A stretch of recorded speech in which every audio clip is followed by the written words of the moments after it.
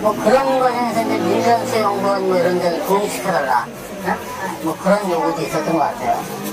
그런 것들이 있고, 그런 꿈들이 막 있었던 거예요. 이걸 만들면 지금부터 이걸 딱 해야 되는데, 만들어지자마자 이미 총선이 다가왔고, 그러다 보니까 이제 그런 것들을 막 생각했던 사람들의 목소리는 죽고, 그때부터 이제 막 공천에 그냥 막 다 휘말려가면서, 그때 말 밖에 있는 몇몇 사람들이 미치고 환장하겠네, 이거. 이거 완전 망했네. 이렇게 이제 막 끌려온 거죠. 끌려와서, 사실상 지금 또 당대표 선거를 치르고 있는데, 이 대표 선거마저도 또, 지금 이제 또 그런 식으로 가는 거예요. 다음 대권 주자가 누가 누구를 밀고 있다는 거, 뭐 이런 식으로 가는 거죠. 그래서 저는 이걸 살아보려면 국민을 얻어야 된다. 우리가 박영선 후보가 서울시장 후보는 못잘하지 않거든요. 충분히 할 수 있는 후보인데 박원순 후보한테 지잖아요. 그런 것처럼 저는 당의 리더십이라는 게 집단 지도 체제라도 명분이 정확하고 국민적 동의를 얻은 말을 하면 아무리 집단 지도 체제라도 합니다. 예를 들어서 합의를 해야 되는데 당대표가 되는데 2번 최고위원이 계속 반대할 수 있는 거죠. 3번이 반대하고 어느 날은 4번이 반대하고 그럼 못하는 거야. 아니 이상을 또 표현해야 돼. 근데 당대표가 야 나는 이렇게 생각하거든. 아니면 내가 당대표 그만두고 이거 아니면 말고 그냥. 근데 국민들 의견은 거기에 동의를 해야 되는 거예요. 당원들이 동의하고 그러면 이끌어갈 수 있어요. 리더십이라는 게 꼭 그 단일성의 집단 지도 체제의 뭐 총재급 그걸 만드는 것이 아니라 그렇게 되려면 그 개인 자체가 그 당 대표가 되는 사람이 그만큼의 철학과 또 맨파워도 갖고 있어야 되거든요. 뒤에 또 브레인 그룹을 갖고 있고 자기도 소통할 줄 아는 사람이라야 되거든요. 소통을 해서 이것이 옳다고 생각하면 밀어붙일 만한 권력, 정치 권력이라는 게 있잖아요. 정치 권력이 있어야 날씨 아니면 대개는 회의를 하기 전에 다 합의를 봅니다. 회의를 잘하는 사람은 나 이거 할 거니까 몇 대 몇 다 이거 그런 얘기를 해요. 회의하기 전에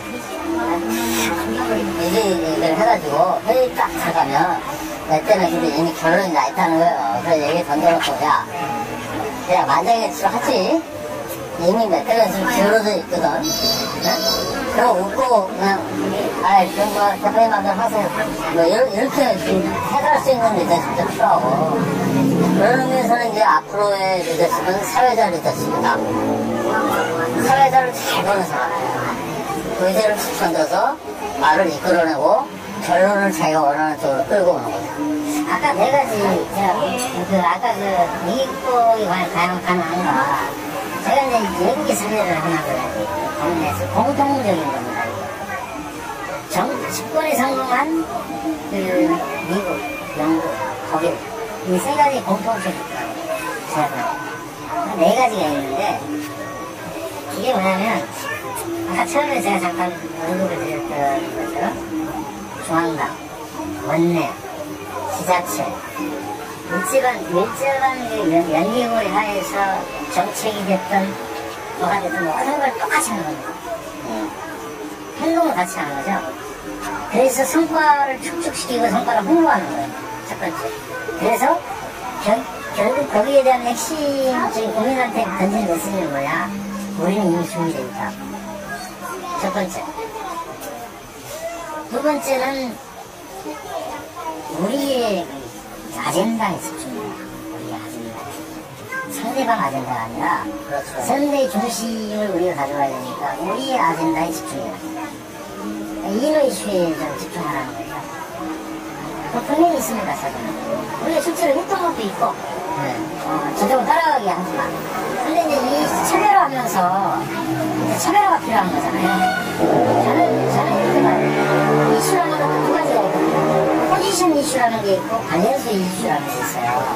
포지션 이슈라는 것은 뭐냐면, 어떤 예를 들면, 무상급식 같은 거. 무상급식. 국민들한테 당신 찬성하겠습니까? 반대하겠습니까? 딱 두 편을 갈라놓는 이슈. 이게 선거에 아주 박은 얘기가 없습니다. 밸런스 이슈라는 건 뭐냐.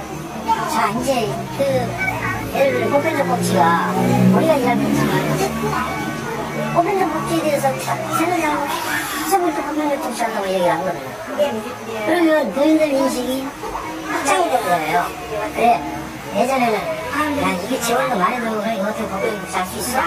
근데 지금은 법적 확대를 요구하거든요. 전 국민적인 공감대를 형성했단 말이죠. 애초에 우리가 이야기를 했을 때 이거 객관적 법칙을 꺼냈을 때 저쪽 선결적 법칙 이야기하는 것은 이게 현실 이슈였는데 이게 국민들이 공감대를 형성하다 보니까 이게 밸런스 이슈로 바뀌어요. 밸런스 이슈라는 건 뭐냐면 그래 국민들이 사회 전체적인 공감대가 있어요. 사회 전체적인 공감대가 있는데 그럼 그걸 어떻게 그런 목적을 달성할래? 방법론 가지고 싸움을 하는 거거든요. 이게 말하는 밸런스 이슈예요. 그래서 사실은 보편적 복지 같은 경우, 복지 부분 같은 경우도 저는 지금 밸런스 이슈를 전환이 되긴 했지만 이것 가지고도 사실은 정말 의도가 만들 수 있는 거다. 우리가 이 국민들한테 뭔가를 어필할 수 있는 이슈는 굉장히 많습니다. 우리 이슈 집중하자. 우리 아젠다에 두 번째는. 세 번째는 뭐냐면 상당히 그냥 공세입니다. 공세. 세게 해야 되는 거예요. 이건 뭐냐면 지금 이거 우리 안 돼 있어요. 새누리당에서 벌써 어떤 이야기를 하고 있냐면 우리한테 대해서는 직접적으로 이야기를 하지 않지만 안철수 원장에 대해서 안철수 교수에 대해서 양파 껍질 자르시 하나하나 실수하면서 우리 준비된 이렇게 얘기를 하고 있어요. 외국 정당들은 상대방 조사팀이 공식적으로 있습니다. 말하자면 그 후보의 어디 정치적인 그 발언 키워드를 다 분리해, 체계적으로 다 분리해놨어요. 키워드 하나 치면 예전에 그대로 다 나오네. 소위 말하는 그것들은 뭐라고 하냐면 클린턴 상원은 스피드킬이라고 하는 건데 바로 죽인다는 거예요. 바로 나오면 바로 그걸 돌아가친다는 거거든. 그러려면 그 후보에 대해서 이것을 투석뿐만 아니라 그동안에 정치인 발언을 했던 거 국회 내에서 상임위에서 발언했던 그 비기로 법안 찬반 의결했을 때 어떻게 했는지 이거 다 전달되겠어요. 그것도 키워드별로 예를 들면 아까 내가 신뢰 이야기를 하면 신뢰를 치면 그 키워드가 신뢰에 반하는 그 사례들이 다 나올 수 있도록 바로 이야기를 이런 것들 준비되어 있어야 돼요. 준비가 돼 있지 않아요. 당대표는 메시지 팀장이 메시지 있어요. 예. 그 다음 네 번째 뭐냐면 프로답게 정말 전문적인 커뮤니케이션 캠페인을 국민과의 대화 커뮤니케이션 캠페인을 전개해야 됩니다. 이 네 가지 공통적인 것입니다. 집권했을 때.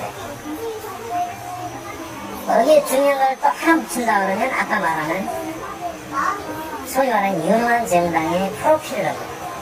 국민들한테 실질적인 국민들이 인정을 하는 거죠. 아 그래 쟤네들한테는 지금 현재 집권 정당하고 저 정부가 너무 못하고 있으니 화가 난단 말이죠. 분노하고 있어. 그럴 때 선택 대안, 명확한 선택 대안을 줘야 돼요. 구도는 단순화되어 있는데 얘가 너무 못하니까 A라는 애가 너무 못하니까 그러면 B라는 애가 있는데 B라는 애는 많이 안 찬단 말이죠. 마음이 없어요. 그러면 어떻게 이분들 어떻게 반응을 하냐면 지켜봐요. 그냥 갈라가냐고. B를 지지하지 않습니다. 그러다가 야 그래도 A가 더 나올 수 있어. A로 가는 사람 아니면 기권하는 사람이 나와요. 결국 B한테 가는 것은 그 소수의 사람이 나와요. 우리가 선택 대안이 될 수 있도록 우리의 실력을 빌려야 되는 거예요. 시간이 없어요.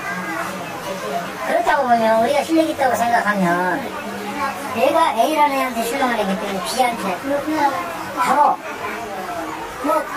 주저할 것 없이 지지를 해주는 거예요. 마음을 주는 건데 그렇지 못하고 있는 상황이 이런 상황이거든요. 계속 지금까지 원 상황이 이런 상황이에요. 그래서 그 부분이 굉장히 중요한 거예요. 유능한 정당. 유능한 정당의 그 프로필 공익적 좀 인정을 받아야 한다. 그러니까 아까 지금 당대표실에 메시지 팀장이냐고 얘기했잖아요. 당대표가 바뀌면, 얘기할 수 있을 것 같아요. 당대표가 바뀌면 비서실 인원이 싹 바뀌면서, 그야말로, 그 메시지 팀장이라는 사람이 뭐 그냥, 원래 그냥 별 적이 없어요. 그러니까 당뇨가 해야 되거든요. 원래 비서실에 당 대표가 누가 바뀌어와도 전문적 당뇨가 계속 달려오고 있어요. 당 대표가 딱 바뀌어도 대표실에 뭐 이거 하던 사람들은 그냥 국무총리실에서 국무총리 바뀌었다고 정무직 빼고 나머지 행정직이 바뀌냐고요. 이 메시지 팀도 전략관에 하면 일정한 일체계가 있어야 돼요. 그게 예전에 있었거든요. 지금 없어졌어요. 그게 그때 한 기자가 출범하면 기자회견에서 이렇게 당정망을 내서 사실은 충분히 나는 고민했을 텐데 왜 그 말이 먼저 나왔을까? 그냥 제협사를 물러나서 얘기를 해도 사실은 뜻을 충분히 전달할 수 있는 부분이었을 텐데 너무 사실 폐기하는 이유가 없는 부분이라서 저는 이게 메시지 팀장이 없어요. 왜 그랬어? 예전에는 메시지 팀에서 항상 그렇게 당을 찍어야 있고 그러면 그 전날 정서보고 그 전날 와요. 전략기 온단 말이죠. 전략기를 와서 서로 이야기를 하고 메시지 공유를 했었어요. 이게 없어져 버리네. 그러면서도 고민됐던 거는 내가 만약에 메시지를 받았는데 책이라는 메시지를 내가 손치더라도 국무총리라니까 그 이력을 봤을 때 야, 여기서는 안 된다. 여기 좀 더 톤을 낮추자. 그러다 오면서 여기까지 하자. 라고 하는 전략적 판단을 왜 못했을까 자기가. 근데 그런 또 고민이 들었었던 건데 상대적으로 저쪽 편을 전후를 보면 이명박에 대한 분노심, 걔네들도 분노심이 있고 자기네들 뽑아도 잘 못하니까 실망하는 인력들은 이게 닭으로 그대로 옮겨가요. 그러니까 빠졌던 게 닭하고 같이 빠졌던 것도 다시 올라가요. 그러니까 내가 이명에 대한 평가를 얘한테 맡길게. 내가 실망감 얘를 통해서 다시 해소할게. 내 다른 놈들한테 주는 게 아니라 얘를 통해서 해소할게. 나는 믿음이거든요. 그렇게 가봐야 그거는 뭐냐면 그 사람들이 고민할 때 나는 이쪽 민주당이나 새누리당이 오표를 줬을 때 이쪽을 가만히 가져갔다는 거예요. 보니까 안 되겠겠네. 얘 좀 안 되겠네.